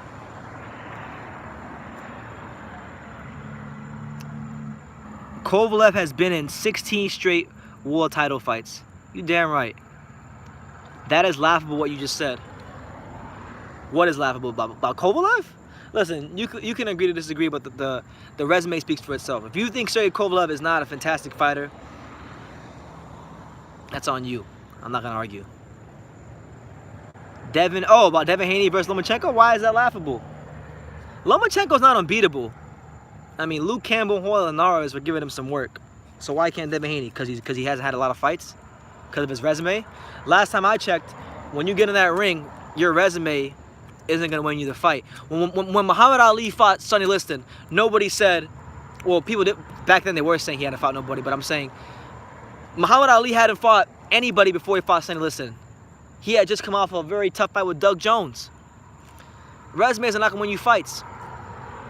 Styles, skills, smarts, they win fights. And you're not going to sit here and tell me that Devin Haney doesn't have the skills and the smarts not to be Lomachenko. Straight up, he can't be Lomachenko. At 135, where Lomachenko was severely undersized, where right now he's got one eye on Gervonta Davis and one eye on becoming undisputed light heavyweight champion. You can't be like that. You gotta focus on one thing.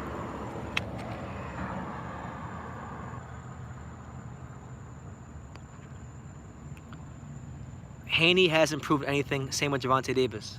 Exactly.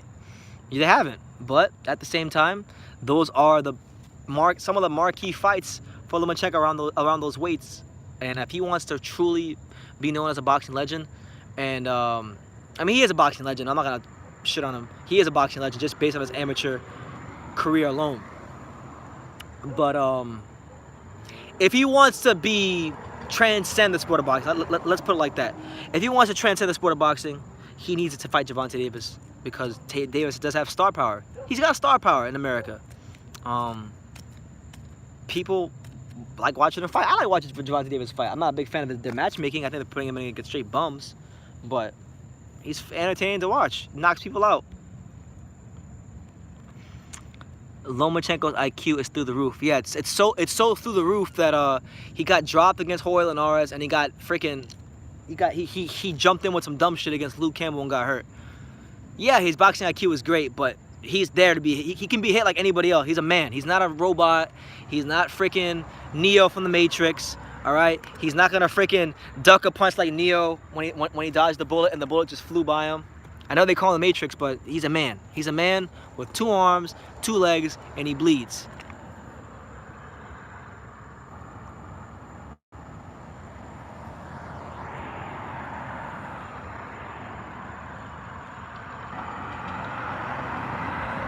All right, Jasper, I'll definitely be hitting you up soon. Shout out to you. Kamal, shout out to Kamal. He says, who do you actually think would win this fight? I choose Porter for my point. There you go, Kamal, bringing some diversity, some different opinions to the chat. Big shout out to Kamal. I like Spence via decision personally. I think Spence, because everything Porter does good in this fight, I feel like Spence does better.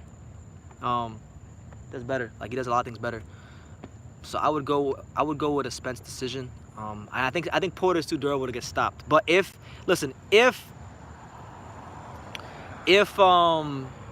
Spence breaks down and stops Porter, that to me, like Lawrence said earlier, that stamps him as a certified superstar in boxing. He goes from star to superstar.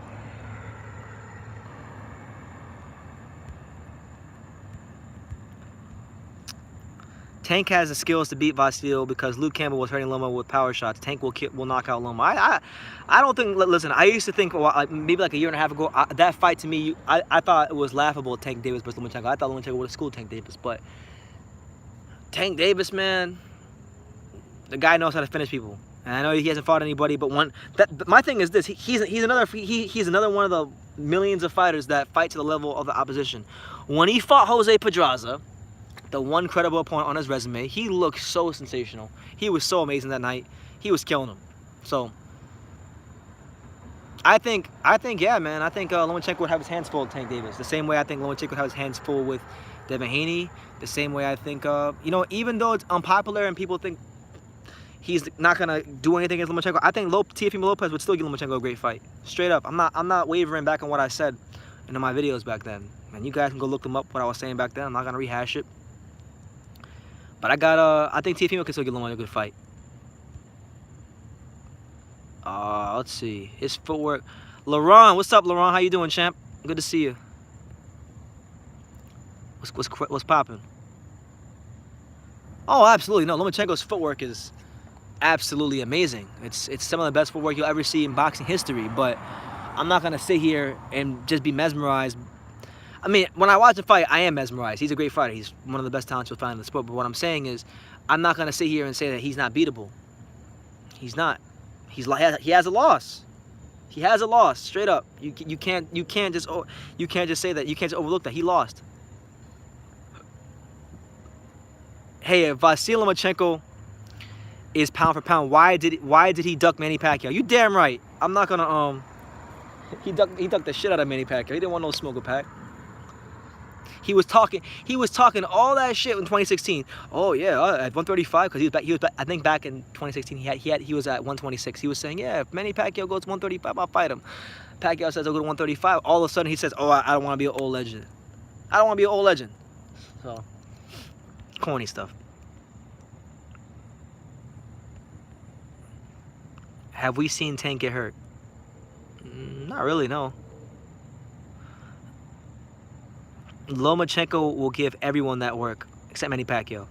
300 plus and 1 as an amateur, 2 goals, only 15 pro fights. That's unheard of. No, that's great. I'm not taking away his accomplishments. He's amazing.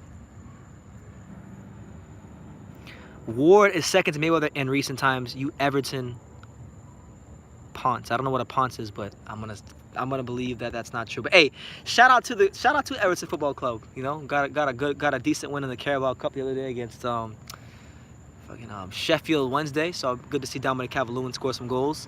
Hopefully Everton doesn't get beat too badly on Saturday by Man City. But as far as your comments about Ward, hell no, don't compare him to Floyd Mayweather. He's not Floyd Mayweather. If anything, he's a fake ass Bernard Hopkins as far as I'm concerned. He's a fake Bernard Hopkins. He's the bootleg corner store 35-cent version of Bernard Hopkins.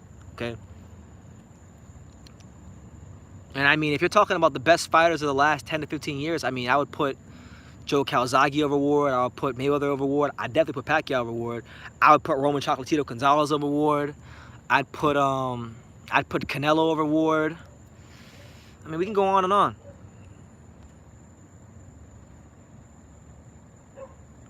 Did you see the Orlando Steele fight? Yeah, I've seen it.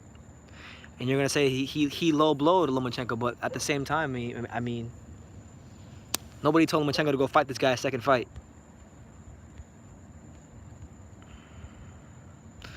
Muscle Memory wants to know, did you get True from No Limit? Random, but I'm just wondering. No, when I came up with the name True School Sports, it was like 2012 or 13, right? So something like that.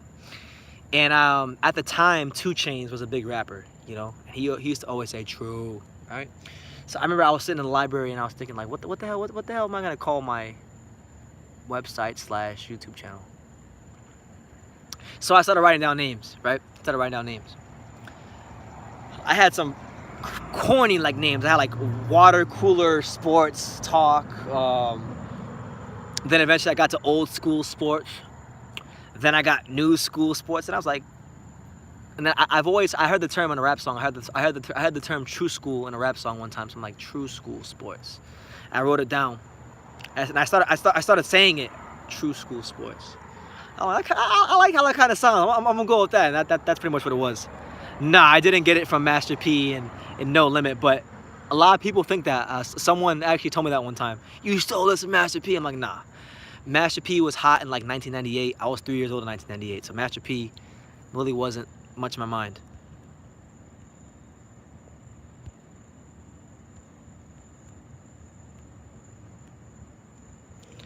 Do you think Andy Ruiz is going to lose because he's been enjoying his new lifestyle and been on a bunch of TMZ videos saying he's going to slim down but looks pretty thick? You know, I've been kind of thinking that to myself, like, is Andy Ruiz about to become the new Buster Douglas? It's possible, man, because he bought like a $5.5 million mansion in Mexico. He's buying Rolls Royces for himself and his mama. He's got naked sushi girls at his birthday party. He's having a little bit too much fun. So I don't know, man. It's definitely a valid concern. I didn't think it really happened with this Joshua Ruiz fight. I mean, because it's possible that Ruiz might not be the same Ruiz because of all the newfound success. It's possible. Success can change people. I've experienced it firsthand. Anthony Joshua is going to be a lot hungrier. He probably feels very disrespected because everybody's just slagging him off as this bum of a heavyweight. Nobody even talks about him like a top heavyweight anymore. The talk is Fury, Wilder, Ruiz, but nobody talks about Joshua like that way anymore. And you know what? I just realized I'm wearing a Joshua shirt right now. Got that Joshua Klitschko shirt. Shout out to Fighting Mad, the fine folks over there. But yeah, man. I think it's possible. To answer your question, yes, it's possible.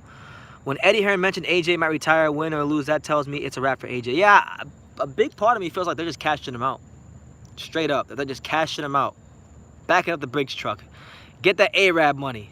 You know, shout out to Busta Rhymes. If you remember the song Arab Money. Did you see ES News report on Kenny Porter and Derek James getting into it? I heard about it. I haven't had a chance to watch it yet. But yeah, man. I know I've had a chance to interview both those guys. Like I interviewed Kenny Porter in 2017, and I interviewed Derek James in 2017 and 2018. And both those guys have strong personalities, so I'm sure it was a really fun exchange. I could see Ruiz going broke in like 8 years. I could see it happening quicker. I could see it happening quicker than 8 years. Ward would lose to Benavidez, Zurdo, Cano Smith, and Bivol. I'm gonna humbly disagree with you. I don't think he would lose to Zurdo, but I think the other guys. I think Benavidez would I don't know. I think he could be Benavidez too, because the way Benavidez fights caters to how Ward likes to fight. But Bivol, I think, will definitely be Ward.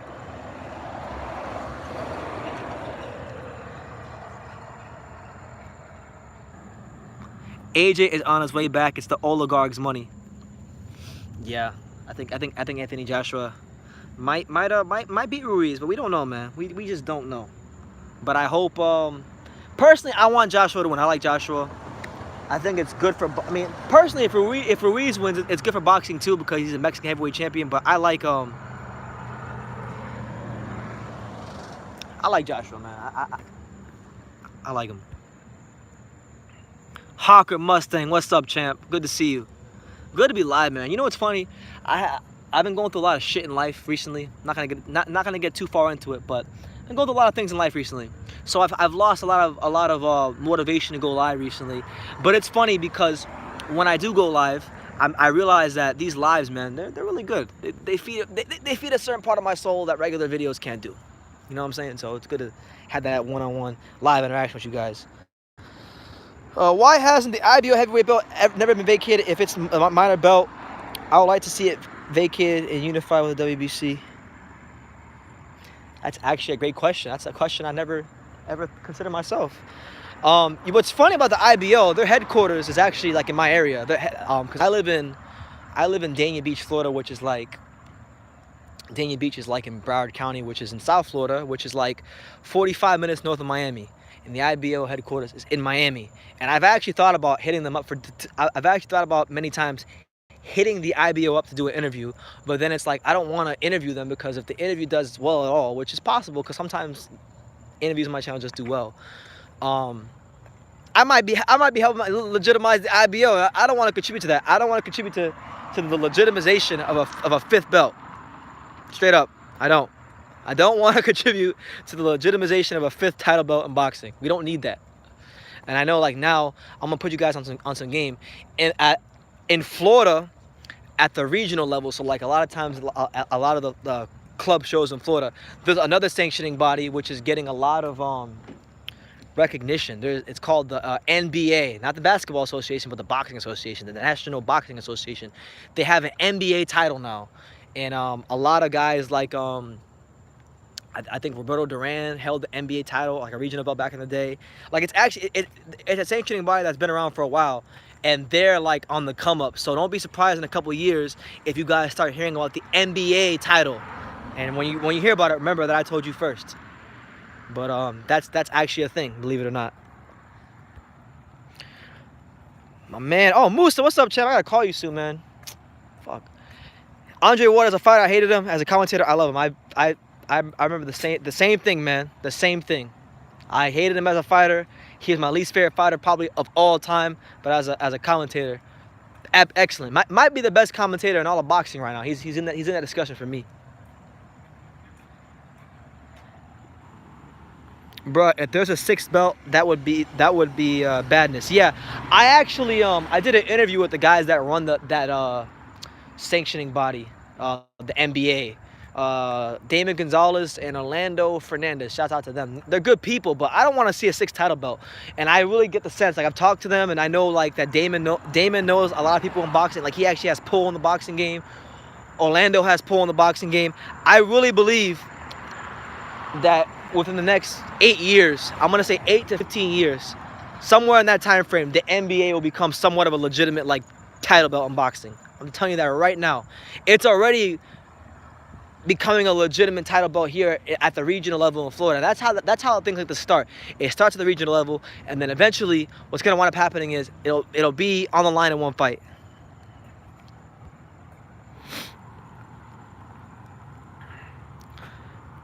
Looking forward to the 5 hours of Holyfield and BOWE. Yeah. Oh, I'm glad you said that, Michael.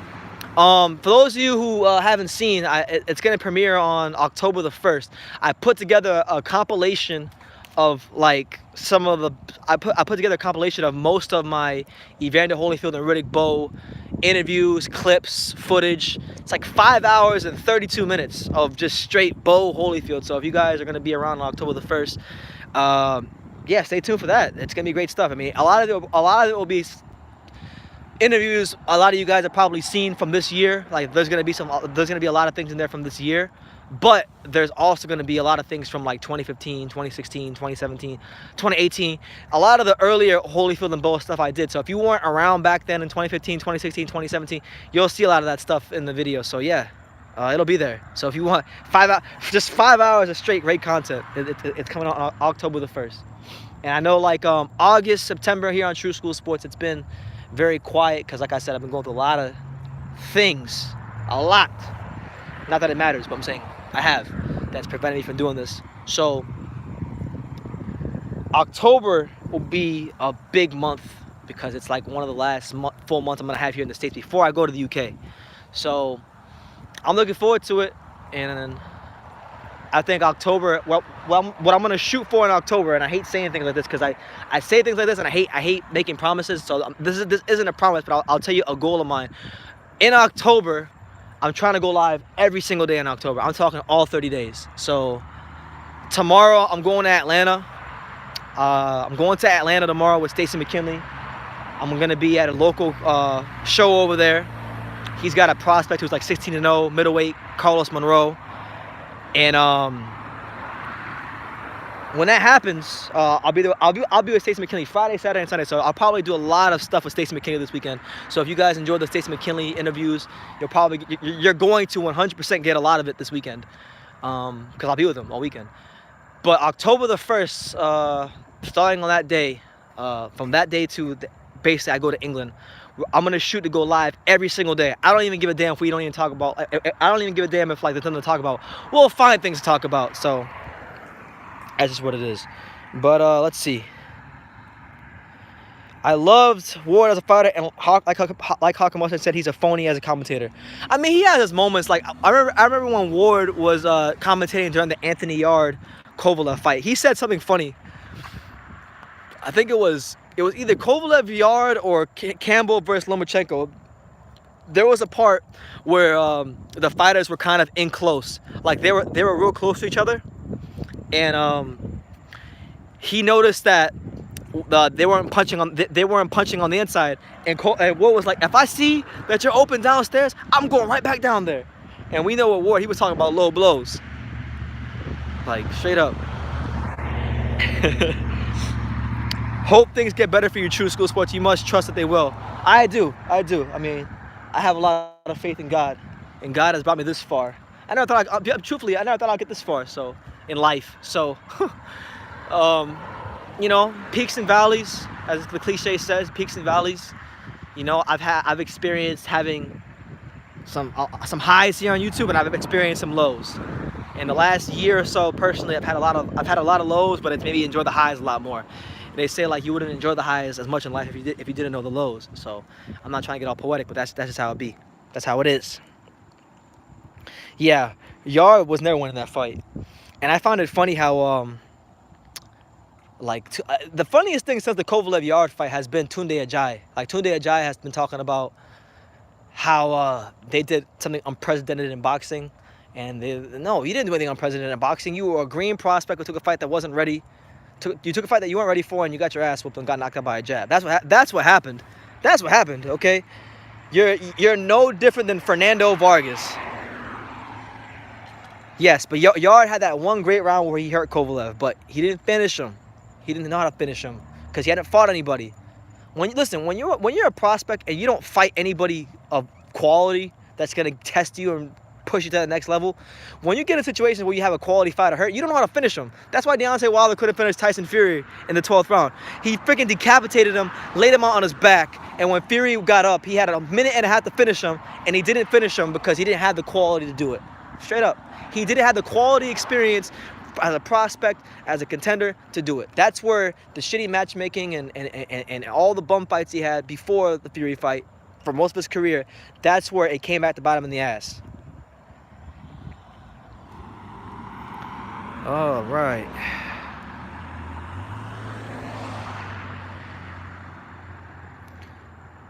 My dad is good. My dad, he just living life, and you know, we're going through a bit of a tough time, but you know, hey, it is what it is. Peaks and valleys. But yeah, my dad is good. October for sure. Like, no doubt about it.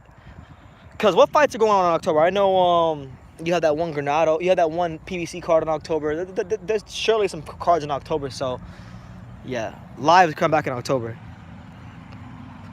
Kovalev was never on the ropes in the 8th. He kept moving and keeping Yard at bay and started turning things around by the 10-second mark.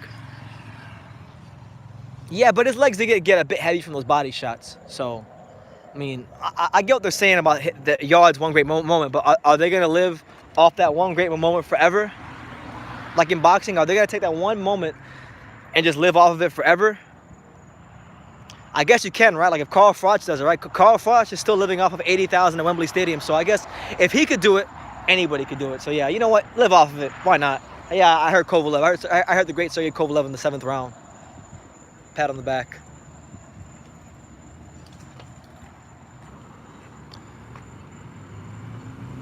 That's what I'm saying. Fury got up in the 12th round and started whooping Wilder's ass. That shit was hilarious.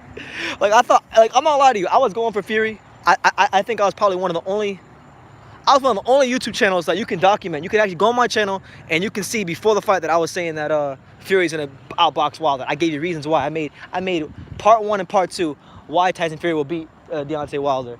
And people are like, that's not gonna happen. That's not gonna happen. Fury's a bum. Fury, he hasn't fought nobody. I'm like, okay, watch. So when he got knocked down in that 12th round, I'm like, damn, he fought such a great fight, but I guess this is it. I guess we're just gonna have to pack it in and hold this L.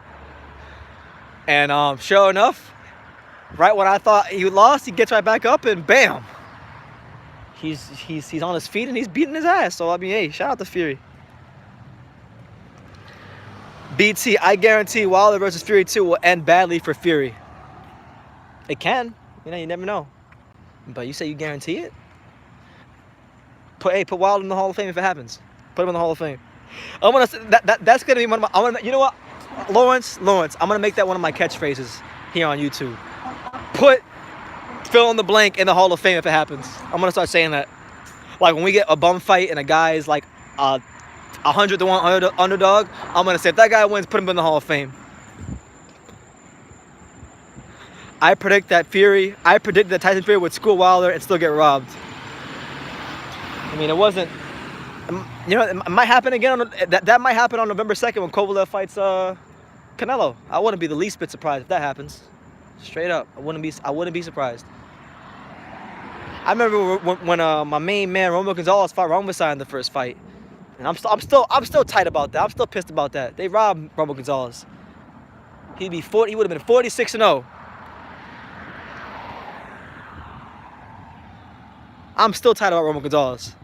And as long as I'm on YouTube, I'm not ever letting anybody forget about Romeo Gonzalez. One of the best fighters of his era. The real fighter of the decade. I gotta make a video about that. I'm about to make a long video about that one day. 10 times or 5 times Romeo Gonzalez proved he was the fighter of the decade.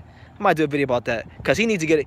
People need to stop disrespecting him. Everybody keeps talking about Canelo, Andre Ward, all these guys should be pound for pound. Should be the freaking fighter of the decade, and most of these guys were never even the pound for pound king of boxing. I mean, like the recognized pound for pound king of boxing. They never took no risks like Romeo Gonzalez. Imagine if Fury versus Wilder 2 happened on ESPN Plus. Why not? Every other Fury fight's been happening on freaking ESPN Plus. I'm sick of ESPN. I mean, ESPN Plus is good. Like, it's $5. You get exceptional value for your money. But I'm sick of ESPN Plus, man. Like, just put the shit on regular ESPN, or better yet, here's a better idea. Put it on network television. Put it on Fox. Put it on ABC. Put it on NBC. Put it on CBS. Do something different. I'm sick of this, man.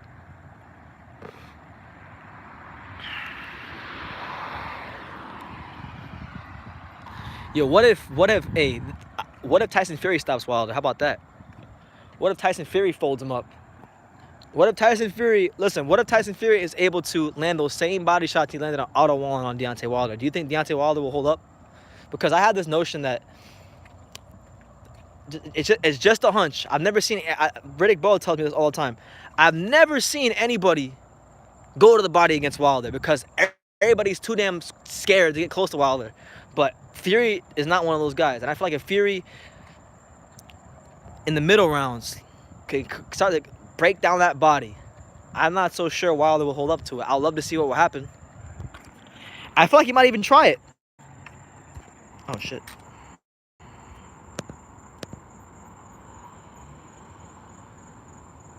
Rob Dick Long, what's up, champ? He says, "Good. What's good, BT? Been a while since your last stream." Yeah, way too long, man.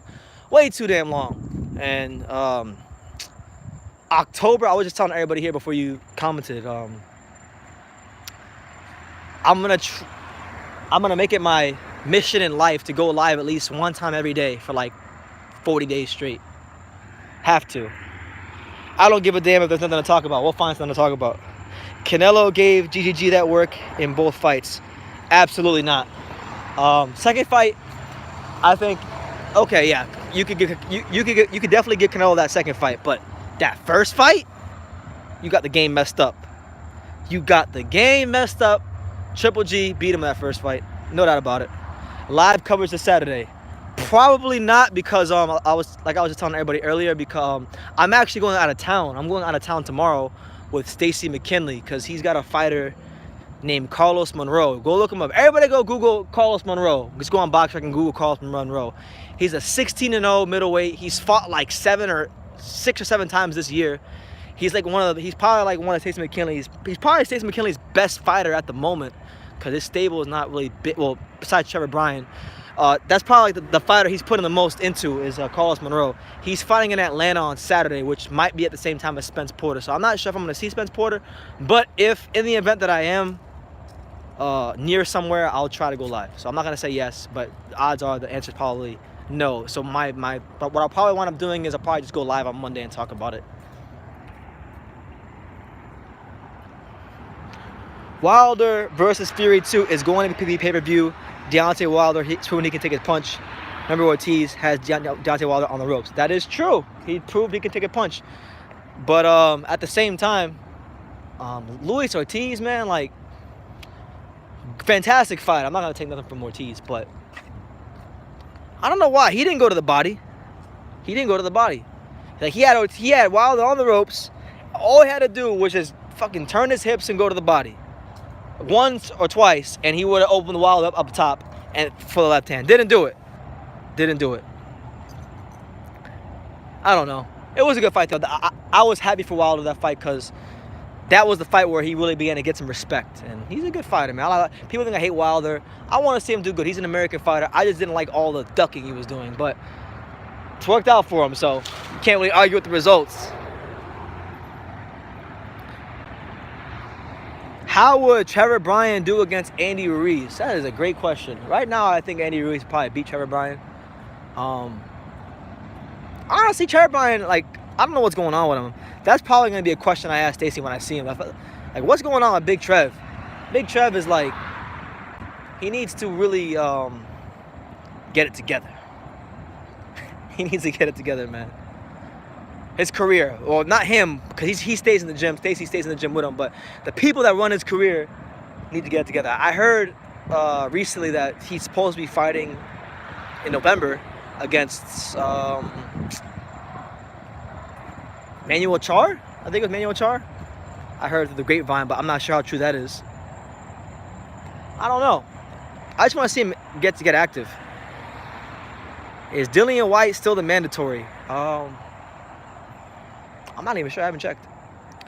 It'd be funny if Old Man Ortiz KOs DW. That would be hilarious. That would be the ultimate, like, fork in the road for the heavyweight division.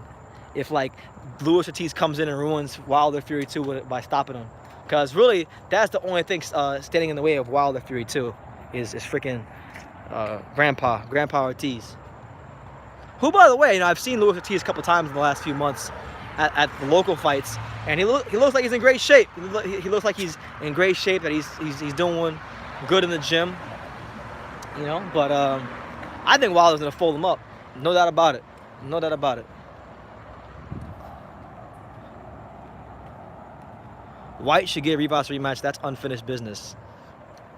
Why not? Why not? I enjoyed the first fight, and I know the whole PED thing has been a massive controversy in boxing, so why the hell not?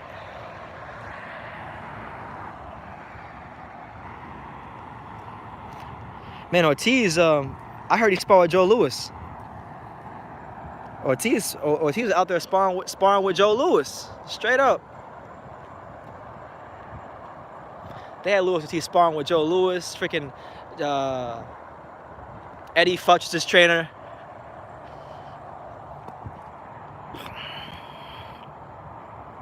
Wilder is looking to get a body on his record with Old Man Ortiz. That's what he said, right? He was like, I want that on my record. I want to kill someone.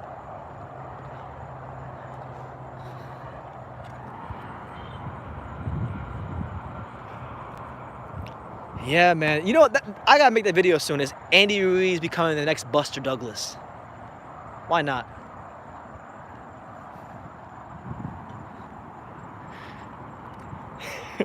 How many rabbit punches will lead to the eventual KO of Ortiz? KO this time around? I don't know, but I remember he hit him with about 2 or 3 or 4 rabbit punches. How many times do you think Shannon Briggs has said "Let's go, champ" in his life? Oh my God, he says "Let's go, champ" every two seconds. Hell, I've been listening to Shannon Briggs say "Let's go, champ" for 5 years now, and I freaking say "Let's go, champ." I say "Let's go, champ" when I work out. I say "Let's go, champ" when I go to sleep. I say "Let's go, champ" when something good happens to me in my life. "Let's go, champ" is everything. Even Anthony Joshua said "Let's go, champ" at the press conference with him and Ruiz. He said, "Can I get a 'Let's go, champ'?" when Shannon Briggs was there.